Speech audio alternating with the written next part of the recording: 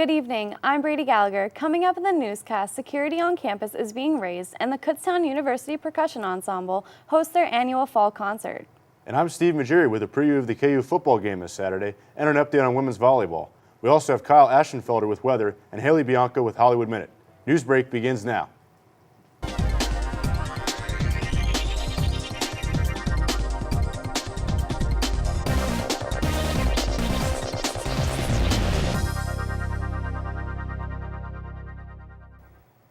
Kutztown University officials are upping security after 3 assaults were reported in less than a week.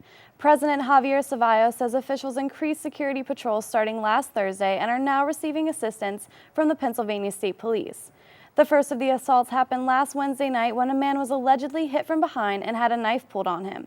In an attempted robbery last Friday, 3 men broke into a dorm room. And on Sunday, a student was assaulted near 2 of Kutztown's buildings. No arrests have been announced at this time. This past Tuesday, the Kutztown University Percussion Ensemble, as well as the Kutztown University African Percussion Ensemble, hosted their annual fall concert. There was lots of great music played during the concert, including pieces from traditional African tribal music, classical music, and hobo music from the Great Depression. Along with the percussion ensembles was a guest artist, Valerie D. Naranjo from Saturday Night Live. Be sure to come out and check out the percussion ensemble's 2 concerts next semester. Now let's head over to Haley Bianco with this week's edition of Hollywood Minute. Hey guys, Haley here with your Hollywood Minute. Well, a lot can change in 10 years, and for OC star Misha Barton, her world has literally done a 360. 10 years ago, the then 17-year-old actress was the star of the hit TV series, but behind the scenes, she had trouble dealing with all the pressure. The first sign was her DUI arrest and marijuana possession charges in 2007. Then in 2009, she threatened to take her own life and was admitted to a psych ward. All of this is coming out in her recent interview with People magazine. Now that she has gotten her life back together, she claims that she has learned a lot and says that keeping busy with acting projects is helping her stay on track. Currently, she's working on a new supernatural thriller, I Will Follow You Into the Dark, and a TV pilot, The Gutsy Frog, with Frankie Jonas. She also stays busy with her London boutique, which features her makeup collection, handbags, and clothing. For more info on Misha, you can check out her People interview on Friday. And that's your Hollywood Minute. Now back to the desk. I think it's really inspiring when celebrities fall, but they can get themselves back up. Yeah, people seem to forget that they're just like us. You know, when they fall and stub their toe in the street, they bleed just like we do. We'll be back after this.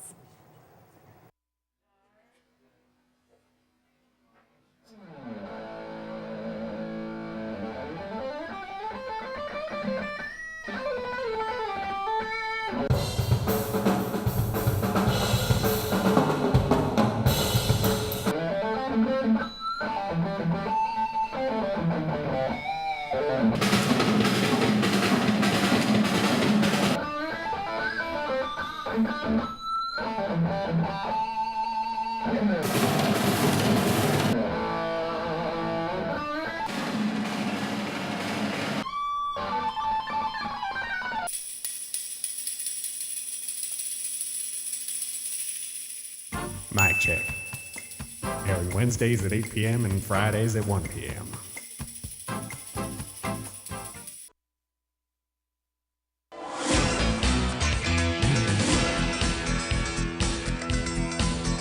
Be sure to tune in Tuesday evenings at 7 p.m. to catch co-hosts Devin Raventoss and Eddie Rishid as they travel around the Berks County and Lehigh Valley area, exploring some great places to visit.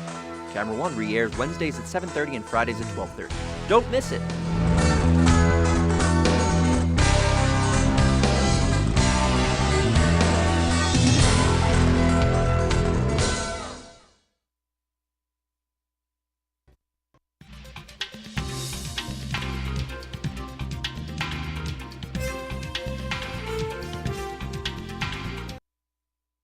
For October, the weather's been really warm out. Yeah, what a lovely summer we're having this fall.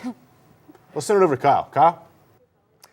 I see what you did there, Steve. Very clever, but you know what? We are having a really nice summer this fall because it's very warm. We're getting towards the end of October, Halloween, you're starting to put your jackets on all the time. We're still having some really nice weather out, and you can just go outside in a t-shirt, you know, really nice weather. And we had a high of 67 today. It was a really nice day, although it was a little cloudy. but still a really nice day to be outside in some light clothing. And I am kind of getting a little anxious for the cooler weather because I want to get my leather jacket out and look like a biker and look cool. But tonight we have a 70% chance of rain, so make sure you get your umbrella Ella out, and maybe you can listen to some Rihanna because that would be very fitting as well. And we will have a low of 47 degrees tonight. And going in tomorrow, we'll start a big slew of much better weather. We will have a nice sunny day tomorrow with a high of 64 degrees and a low of 41. Let's go to the rest of the week and into this weekend. We have partly cloudy days, 4 in a row, $4 foot long or however that goes. 4 days in a row, partly cloudy. On Saturday, it'll be a really nice day for the football game that'll be in Shippensburg, and maybe the Shippensburg weather will be similar to Kutztown's. We have a high of 66 degrees here in Kutztown and a low of 40 on Saturday. We have a high of 58 and a low of 35 on Sunday, and a high of 60 on Monday and a high of 62 on Tuesday. All partly cloudy weather, really nice stuff.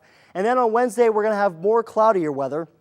And it's going to cool down a little bit going into next Wednesday. We'll have a high of 54 degrees and a low of 37 going into the nighttime hours and the early morning hours. So maybe by next Wednesday, I'll be able to get that nice leather jacket out, and I'll be very content, and I will have a big smile on my face every day. Back to you guys at the desk. Thanks, Kyle. A Green Beret from Lancaster was killed in Afghanistan this past Sunday. Officials say that 26-year-old Staff Sergeant Patrick H. Quinn of Quarryville sustained injuries from small arms fire when his base was attacked in Paktila province. His unit served in combat operations as a part of Operation Enduring Freedom. And throughout his military career, Quinn served with the 3rd Battalion, 10th Special Forces Group, and obtained many awards and medals. After his death, he was awarded more, including the Purple Heart and Bronze Star. Quinn was originally from Delaware, and he was married with 3 sons. A gallery of photographs and mixed media opened last Friday at Eckhouse artist Louis Galley and featured his first solo exhibit. The opening reception featured live music and refreshments. A lot of post-processing, not digitally, but by hand, which includes collage, painting, mixing and matching, a lot of coloring, fun stuff. Posts will be on display in Eckhouse Art Gallery until November 2nd. Visit eckhousegallery.org for more info. 62-year-old Kutztown alumnus Tom Hermansader recently painted a watercolor of Schaefer Auditorium. Hermansader's original work has been printed, and he hopes that sales of his printed watercolor will raise money for the arts of the university. Although Schaefer Auditorium recently underwent a $20.1 million renovation, the painting is a traditional view of the 75-year-old auditorium. Hermansader holds undergraduate and graduate degrees in art education from Kutztown, and he also once served on the University Board of Trustees. Hermansader's love for art doesn't stop at Kutztown. He also painted buildings at Shippensburg, Millersville, and Westchester. I think it's great when someone uses their talent for a worthy cause, such as art education here. Absolutely, Brady. I would love to see that thing on Schaefer Auditorium for sure. Coming up next in sports, I'll be giving you a preview of this weekend's football game and an update on women's volleyball. Stay tuned.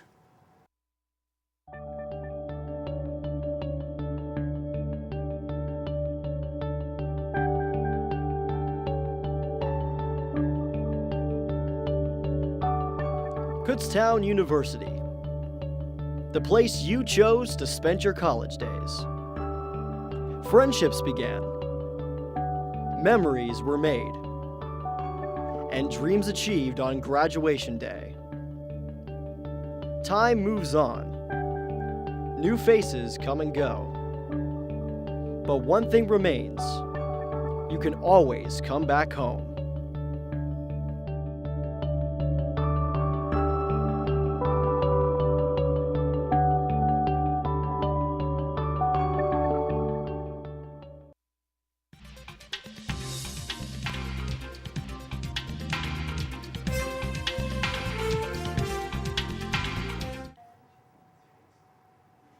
And now sports, where the KU football team will travel to face PSAC rival Shippensburg this weekend, where they will look to win their 2nd consecutive game. The Golden Bears are coming off their first win of the season as they defeated Cheney last weekend by a final score of 35-19.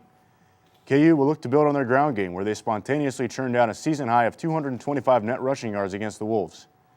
Quarterback Alec Warner will look to build on his exceptional freshman campaign. Despite being named an atypical true freshman starter, Warner is 4th in the PSAC in passing yards and touchdown passes. However, his counterpart is no stranger to success. as Werner will be facing off against current Harlan Hill Award-winning quarterback Zach Zulli. Zulli leads one of the most dynamic offenses in the PSAC, as the Red Raiders are 5th in the conference with 38 points per game. From an individual standpoint, Zulli is 2nd in the conference in touchdown passes and was recently named PSAC East Offensive Player of the Week.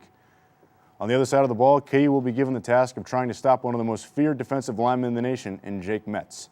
Metz is currently the league leader in tackles for a loss and is tied for the league lead in sacks with 8. This should be a good one, so if you can make it out, do it. Kickoff is scheduled at 1 p.m. at Seth Grove Stadium on Saturday. Now to women's volleyball, as the Golden Bears fell to PSAC rival Shippensburg last weekend by a final score of 3-2. Both teams battled it out the entire first set as momentum switched back and forth. There were an eye-opening 17 ties and 9 lead changes during the set until the Golden Bears finished the Red Raiders off by a final score of 25-21. Shippensburg would respond by winning the second set by the same score, and in the third set, Shippensburg dominated and won the set by a score of 25-15. KU would respond with a hard-fought come-from-behind win in the fourth with a final score of 25-19 to force the match into a fifth set. Both teams battled back and forth in the final round, but the Red Raiders grinded out the win by a final score of 15-10. The KU offense was very balanced throughout as 4 different Golden Bears had 4 kills or more. Junior Danielle Van Buren led the way with 11 kills, and freshman Liama Goodrich chipped in with 10. The Golden Bears will host 5 universities in a PSAC crossover tournament this weekend as they will play California University of Pennsylvania and Seton Hill on Friday, and Clarion University and Indiana University of Pennsylvania on Saturday. That's all for sports, and remember to log on to KUBears.com for all the latest in KU athletics. That's all we have for you tonight. We'll see you again next Tuesday. For Brady, Kyle, Haley, and the rest of the crew, Good night.